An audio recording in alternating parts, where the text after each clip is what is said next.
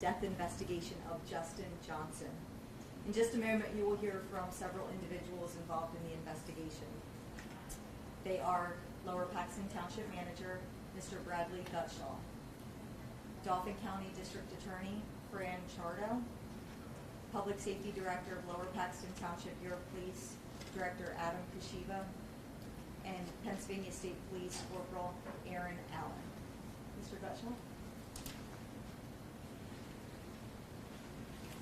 Well, hello everyone. Thank you for joining us to help get some information out on this difficult moment here.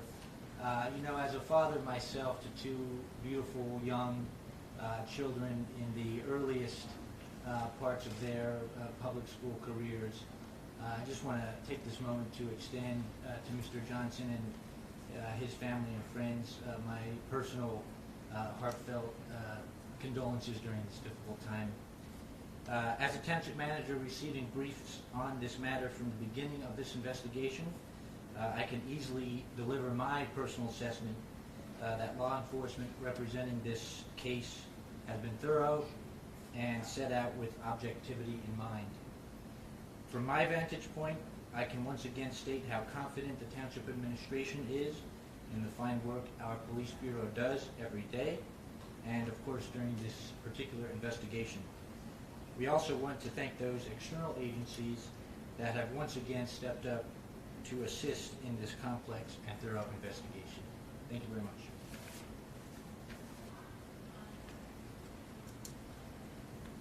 I cannot fully imagine the pain and sense of loss experienced by the family of Justin Johnson. We convey our condolences and express our hope that we can provide some answers to the family. But our investigation is not complete. We have a large team working on this investigation. The Lower Paxton Township Bureau of Police is the lead agency. We have assistants.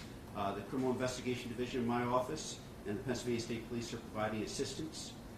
The analysts from the Pennsylvania State Police have been invaluable in this effort, and we continue to investigate this matter so that we can have a complete investigation before we report on our findings. If anyone watching has any pertinent information, I encourage them to contact the Lower Paxton Township Bureau of Police. We're looking for any information that can advance this investigation. But as I say that, I want to observe that we have gotten information posted on Facebook, on PennLive's Facebook, from individuals purporting to have direct knowledge that didn't have any direct knowledge. And when we followed up, they posted information on Facebook claiming that they had knowledge. When interviewed, they said, I didn't have any knowledge. I just thought that's what sort of people wanted to read. And so we want people with actual knowledge so that we can follow up and learn the truth.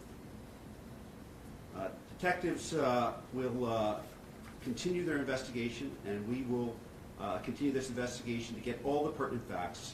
And when the investigative phase has concluded, we will return and we will report fully so that the public knows our findings and the next steps when the investigative phase is concluded. Thank you, Director.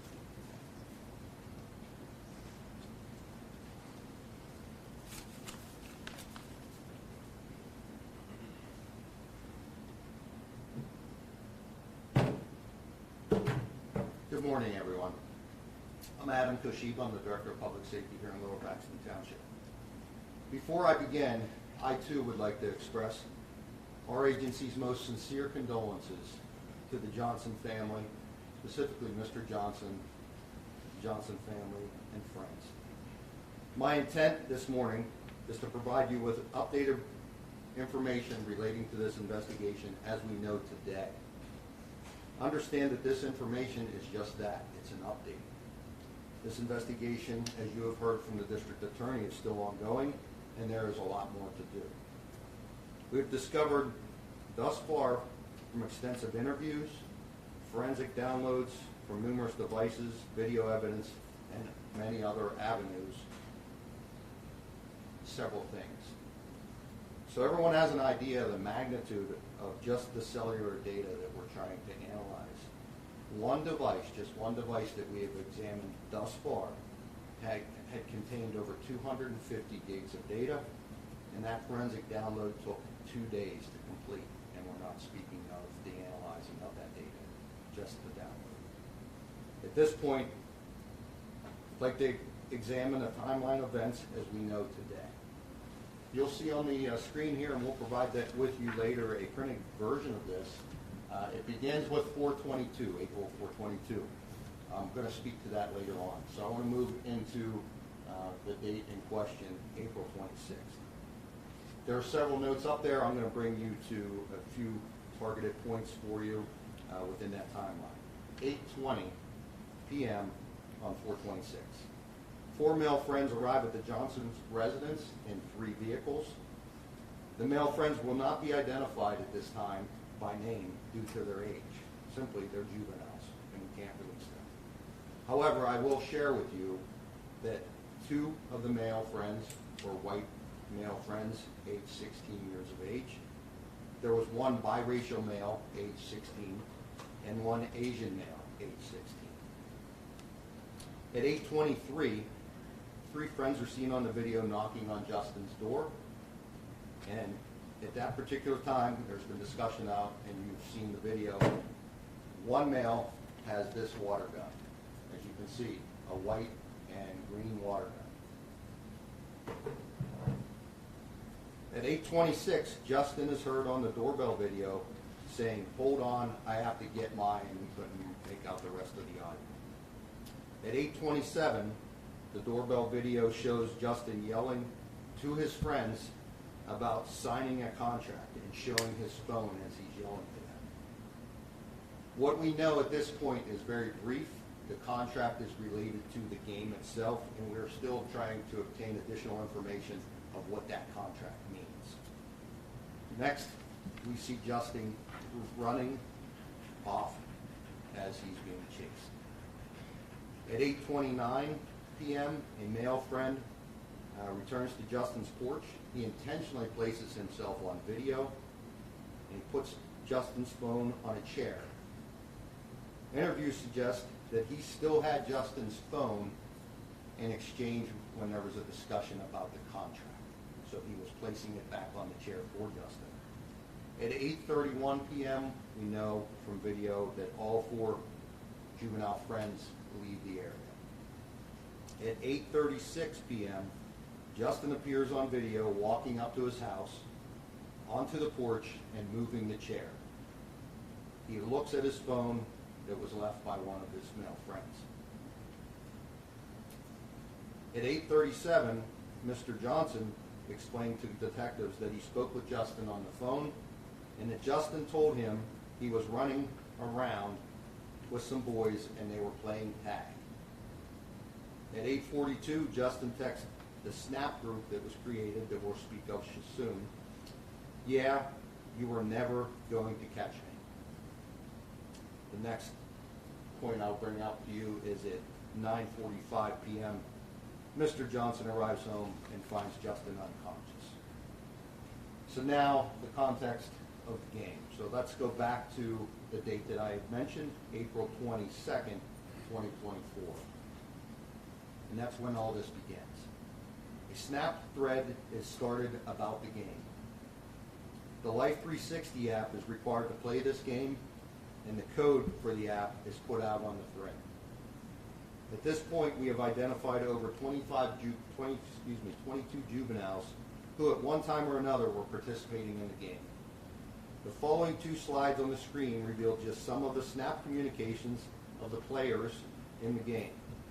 The names of these individuals were redacted due to their age. However, for contextual purposes, Justin, his name remains. Now let me explain how the game works at this point as we know it.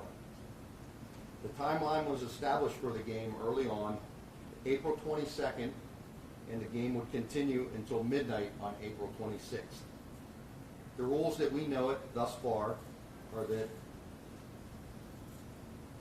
to be tagged the tag must be witnessed by 3 to 5 people within the game, or it must be recorded on video.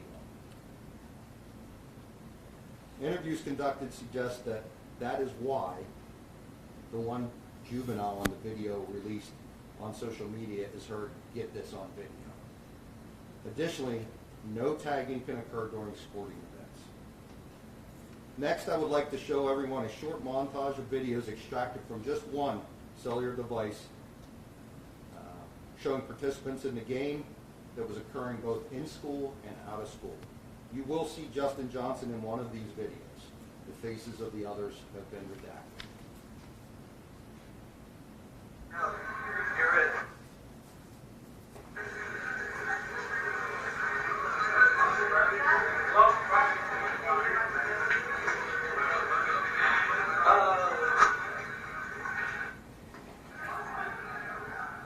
Justin, you think you're slick, huh?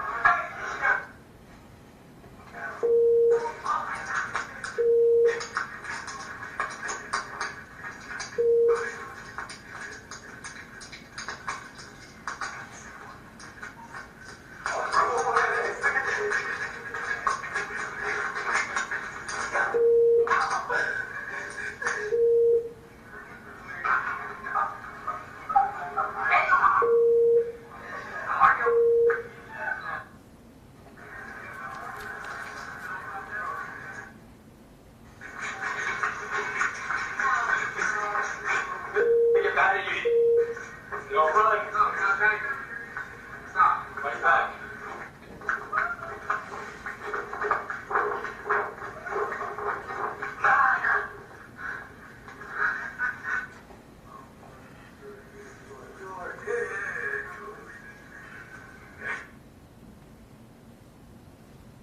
Next, I would like to introduce Corporal Aaron Allen of the Pennsylvania State Police Heritage Affairs Section. Thank you.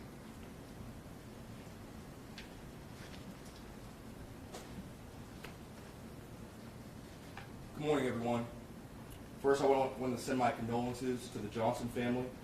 My name is Corporal Aaron Allen with the Pennsylvania State Police Heritage Affairs Office. What my office does, we respond, we investigate, we monitor any sort of hate crimes, bias-related incidents, or any acts of racial tension that happen throughout the entire Commonwealth of Pennsylvania. Some incidents I've been heavily involved in and our office has responded to and monitored have been the Tree of Life Synagogue massacre, that happened right in the Pittsburgh area, and the East Pittsburgh shooting with Antoine Rose Jr., amongst a lot of other high-profile incidents of that manner. My office was brought in very early within this investigation as an additional resource throughout this investigation. We will continue to work closely with the Lower Paxton Police Department, District Attorney's Office, and any other resource to make sure there's no hate or bias detected within this investigation. I want to ensure to the public that the Lower Paxton Police Department, Pennsylvania State Police, and all other resources are exhausting all resources available to ensure a thorough investigation. Thank you.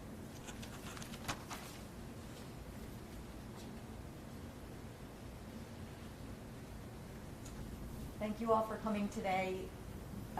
As we continue to gain information about this investigation, we will continue to provide updates with that information. We will not be taking any questions today. Thank you all for coming.